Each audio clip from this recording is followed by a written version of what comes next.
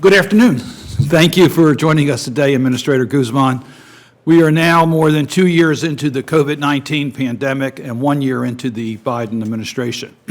So this hearing is an opportunity for our committee to receive an update on the Small Business Administration's implementation of COVID-19 relief programs and learn how the administration's fiscal year 2023 budget requests will fund long-term initiatives to support our nation's small businesses, especially those in underserved communities.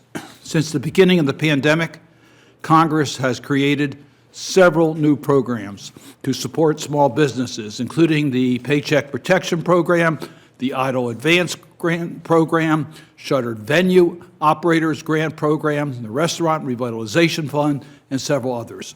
We've also appropriated more than $1 trillion to the SBA to fund these initiatives. Congress gave the SBA an immense task, and I remain grateful for the thousands of SBA employees who worked around the clock to disperse this aid. They did an incredible service to our country, and I offer my sincere thanks.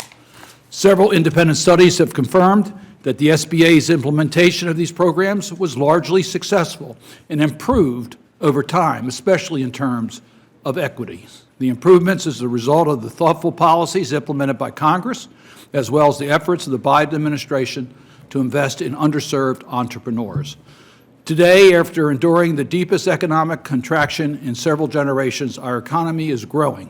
At the fastest rate since 1984, we are back, but the SBA's importance has not diminished. If anything, the SBA has an even more important role to play in the months and years ahead. In the short term, there are still many hard-hit industries that need support.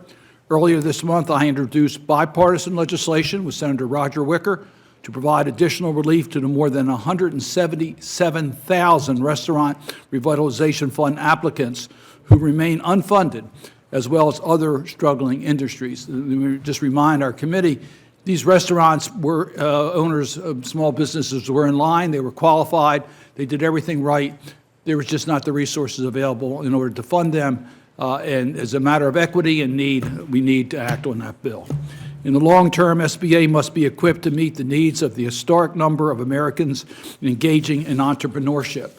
According to the Census Bureau, Americans registered a record 5.4 million new businesses in 2021, which exceeded the prior record of 4.4 million new businesses registrations in 2020. Remarkably, the surge is being driven by entrepreneurs in some of our most underserved communities, with minorities, especially minority women, driving the surge. President Biden has made supporting minorities, women, and entrepreneurs in rural communities one of his administration's highest priorities.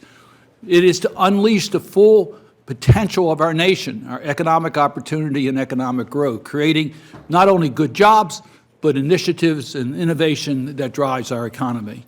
The experience of the pandemic has demonstrated that the historic barriers that underserved entrepreneurs face are not insurmountable.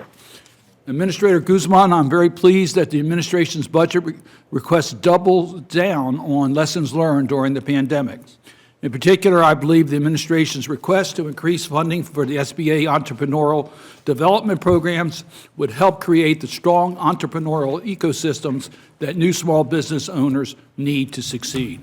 Last week, the administrator and I participated in a roundtable discussion with minority small business owners in Baltimore about the Community Navigator pilot program. It is clear from that discussion that the SBA has an opportunity to leverage the inroads it has made into underserved communities during the pandemic to unleash their untapped growth potential. I am also pleased that the budget request proposes an increase in lending authority for the 7A and 504 loan programs. The additional lending authority will further bridge the historic gaps that exist in private capital markets to ensure that entrepreneurs in all communities have the capital they need to start and grow successful businesses. Taking advantage of the current boom in entrepreneurship will also require action from Congress. First, creating a direct lending program that the SBA would allow for another avenue for access to capital, filling the current gaps in our financial ecosystem. A reimagined direct lending program would allow entrepreneurs to apply directly to the SBA or through community lenders for a federal loan. As we know, many underserved entrepreneurs are discouraged from applying for a loan because of the high rates of rejection. Second, we must codify the Community Advantage Loan Program. The loan program is particularly successful at getting capital to underserved entrepreneurs. I was proud to join the Administrator and Vice President Kamala Harris and Secretary Gina Raimondo at Howard University at the beginning of this month when we announced that the administration will extend the Community Advantage for 2 additional years and implement changes such as increasing the maximum loan size and expanding the number of lenders that participate in Community Advantage to make the program more helpful to more small businesses. And finally, Congress must give the SBA the tools and resources to nurture the next generation of entrepreneurs by creating a network of incubators and accelerators on the campuses of our nation's historically black colleges and universities, minority-serving institutions, and community colleges. Administrator Guzman, I want to close my remarks by thanking you once again for joining us today. You have now been in your role for more than a year, so I'm looking forward to hearing more about what you have done to improve these programs, as well as the insight you have gained in this time in order to help accomplish those goals.